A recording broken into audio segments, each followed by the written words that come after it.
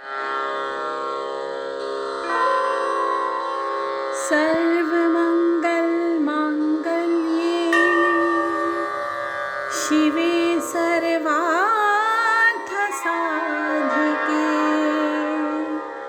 शरण्ये त्र्यम्बके गौरी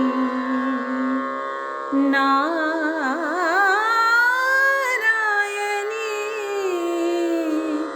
नमोस्तुते।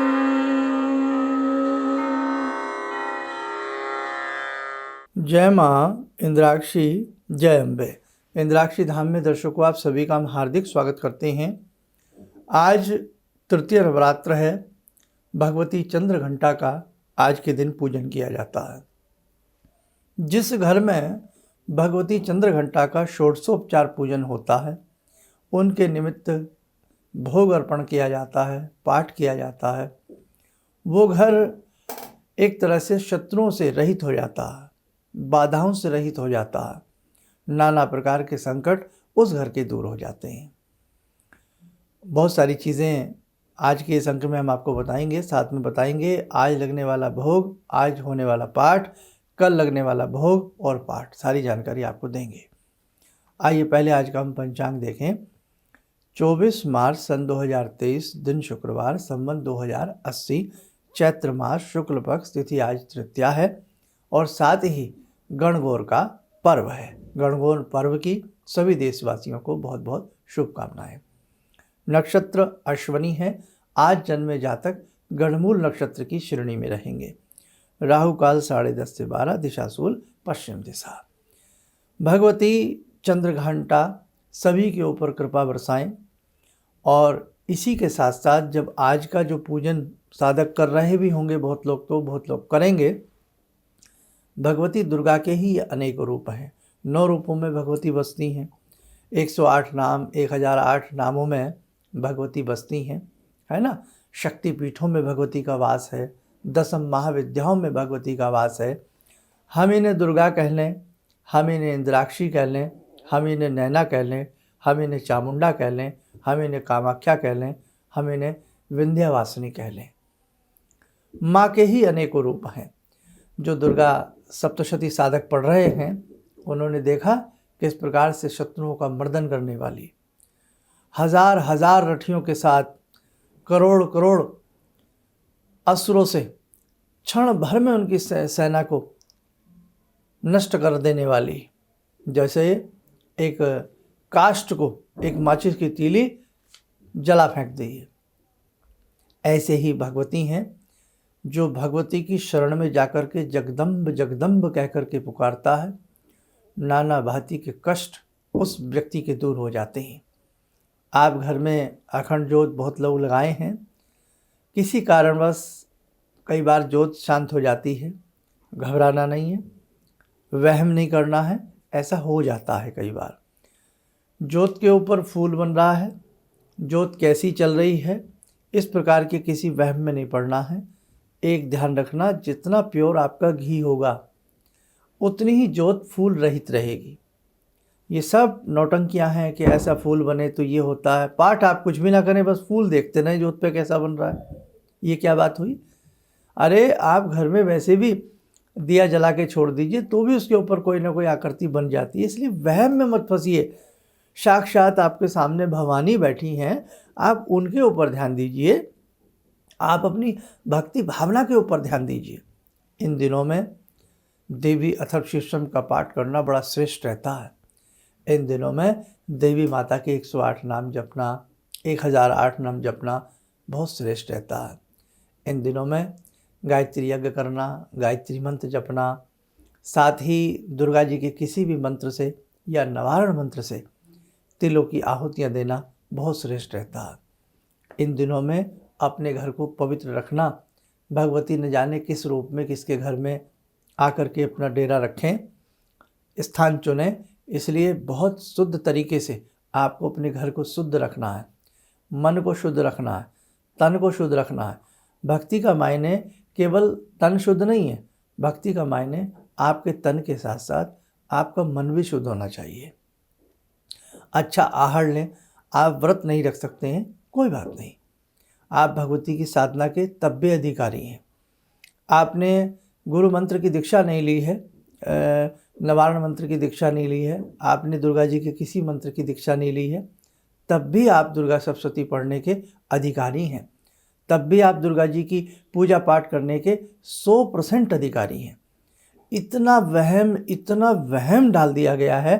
एक तो लोग वैसे ही धर्म से विमुख हो रहे हैं और ऊपर से आपने दीक्षा नहीं ली तो आप ये नहीं कर सकते, आपने ये नहीं किया तो आप ये नहीं कर सकते। अरे भैया, सब कुछ अपने मन से करिए। भगवान जितना औरों को जानता है इतना आपको भी जानता है। बस फर्क इतना है, विश्वास की बात है। एकलव्य जी को देखा है क्या, जहाँ गुरु द्रोण ने मना कर दिया हम आपको धनुर्विद्या नहीं सिखाएंगे, गुरु ने मना कर दिया, लेकिन उसके बाद भी गुरु के भाव को अपने अंतर मन में सजो करके, गुरु की मृतिका बना करके और अपने गुरु से मानसिक आज्ञा लेकर के क्या धनुर्धर विद्या में माहिर हुए एकलव्य। किसी से छिपा है? काकी माँ भिलनी को देखो कैसे श्रद्धा से राम जी को बेर खिलाए, किसी से छिपा है? सब जानते हैं। इसलिए मेरे साथ को बहुत ज़्यादा जो लोग वहम फैलाते हैं ना, हमें बड़ा डर लगता है, क्योंकि हमारे लोग वैसे ही धर्म से विमुख हो रहे हैं। इसलिए ध्यान रखना, हम आपको जब भी कुछ कहेंगे हृदय से कहेंगे, प्रामाणिक रूप से बोलेंगे। दुर्गा सप्तशती में किसी भी प्रकार की दीक्षा लेने की आपको आवश्यकता नहीं है। भगवान को भजने में किसी भी बंधन की आवश्यकता नहीं है। भगवान स्वतंत्र रूप से भगवान को भजिएगा आप, किसी वहम में मत पड़िएगा आप। ठीक, हम बताते जरूर हैं तिथि का ये भोग लगाएं, वार का ये भोग लगाएं, नहीं है कोई बात नहीं। शुद्ध चीज़ होनी चाहिए। आपके घर का बना मक्खन हो, बाज़ार का हो, लेकिन शुद्ध होना चाहिए। शुद्ध भगवान को भोग लगाएं। और कई बार चीज़ें नहीं भी होती हैं, घर में कोई सामान नहीं भी होता है, कई बार पुष्प नहीं होते, कई बार फल घर में नहीं होता, पैसे की कमी से नहीं होता, तो कई बार हम जा नहीं पाते, आलस्य घेर लेता है, कई बार बुज़ुर्ग लोग हैं बाज़ार नहीं जा पाते। 100 तरह की कई बार ऐसी अड़चनें आ जाती हैं कि हम चाहते हुए भी सामान नहीं ला पाते। अब होता क्या है, अब पाठ का समय आ गया, तो मेरे साधकों, मेरे दर्शकों, किसी तरह का वहम नहीं करना। सुदामा जी बन जाना।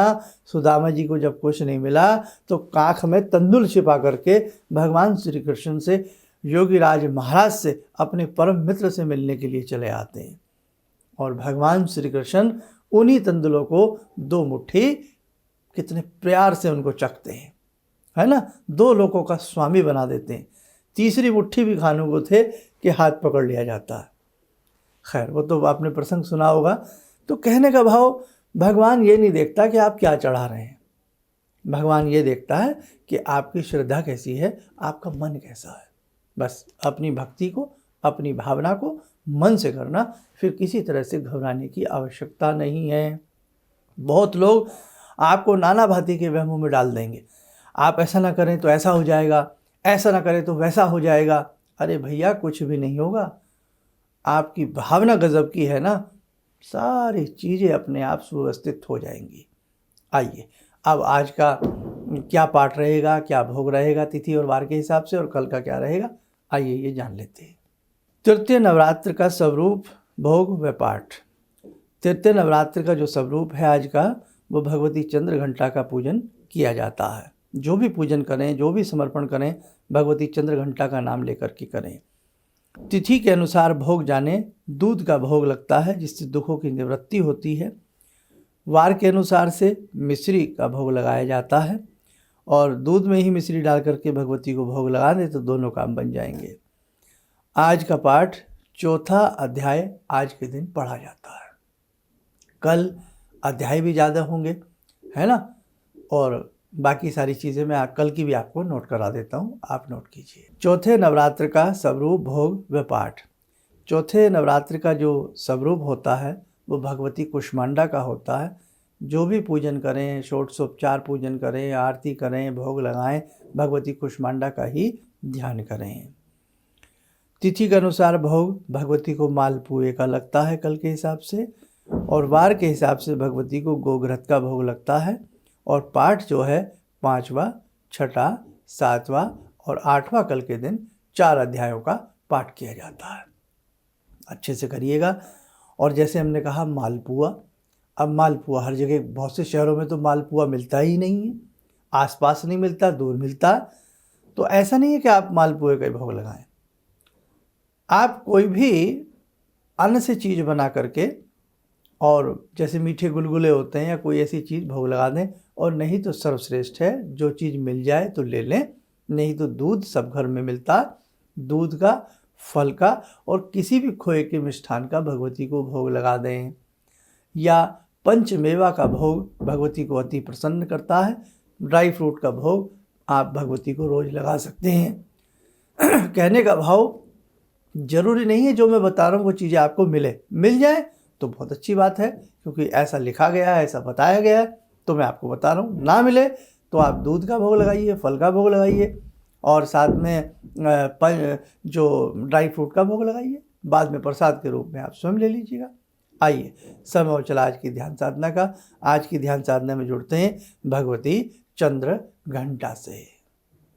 ॐ सिन्दूरारुणविग्रहां त्रिनयनां माणिक्यमूलस्फुरात् स्तारानायकशेखरं स्मितमुखी वापेन वक्षोरुवां पाणिभ्यामलपूर्णरत्नचषकां रत्नोत्परां बिभ्रति सौम्यां रत्नगटस्थरक्तचरणां ध्यायेत् पराम् अम्बिकां खड्गं चक्रगदेषु चापपरिगान् शूलम्बुशुण्डिं शिरा शङ्खं समदधतीं करे स्त्रीनयनां सर्वाङ्गभूषावृतां नीलासमद्युतिमास्य पाददशकां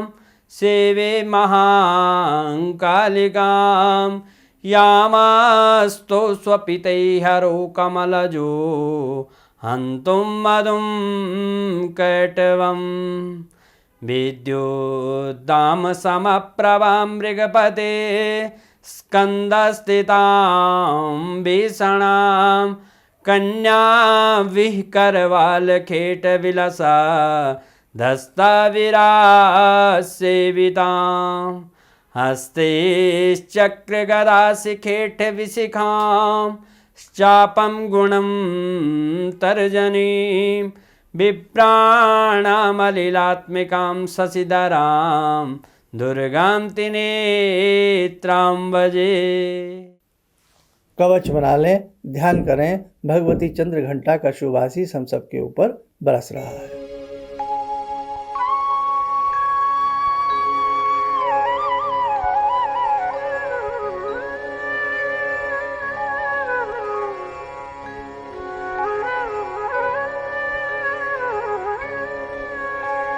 ओम बोलते हुए नेत्र खोलें, सामान्य हो जाएं। एक साथ को बहुत लोग नाम लिखवाने का प्रयास कर रहे हैं, लेकिन जो 22 अप्रैल को शक्ति का अभिषेक होना है, महाशक्ति अभिषेक होना है, उसकी सभी सीटें फुल हो चुकी हैं। बाकी अगर कहीं कोई गुंजाइश होगी तो आपको बताया जाएगा, ठीक है। और जितने भी संस्थान से दीक्षित लोग हैं पहुंचने का प्रयास करें। बहुत दिनों बाद आप और हम मिलेंगे, और बाकी क्या एड्रेस है, क्या उसकी भूमिका रहेगी, कैसे पूजन होगा, सारी चीज़ें हम आपको डे बाय डे, अभी नवरात्र चल रहे हैं, आगे आगे सारी चीज़ें हम आपको बताते चलेंगे। छोटी सी मेटल की मूर्ति ज़रूर सब लोग खरीद लें, जो आने वाले लोग हैं, ताकि उनका वहाँ वो रुद्राभिषेक यानी कि शक्ति का महाभिषेक वो लोग कर सकें। आप स्वस्थ रहें, सुखी रहें। इन्हीं शुभकामनाओं के साथ हम अपनी वाणी को विराम देते हैं। जय जय अम्बे। मेरी बहुत दिन से दिली इच्छा थी कि आप जैसे कोई मुझे धर्मात्मा पर महापुरुष मिलें और मैं वहाँ जाके जुड़ के और देश समाज से के लिए कुछ कर पाऊँ। कई चीज़ें हैं समाज में, समाज सेवा में भी मन में वो शांति नहीं मिली, जैसे आप समझ सकते हैं कि बहुत सारी गड़बड़ियाँ भी रहती हैं। आज का अनुभव यही है कि मुझे आस लगता है कहीं सही रास्ता मिल गया है, सही मंजिल मिल गई है। जो मैं करना चाहती थी शायद अब मैं कर पाऊँगी।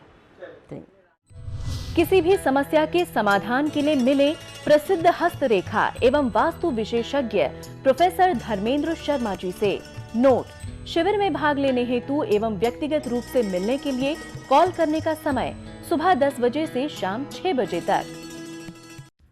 हमारे विभिन्न ज्ञानवर्धक कार्यक्रम देखने के लिए आप हमें अभी सब्सक्राइब करें, बेल आइकन को प्रेस करें ताकि आप देख सकें हमारा कार्यक्रम सबसे पहले। और अधिक जानकारी के लिए फेसबुक पेज को लाइक करना न भूलें।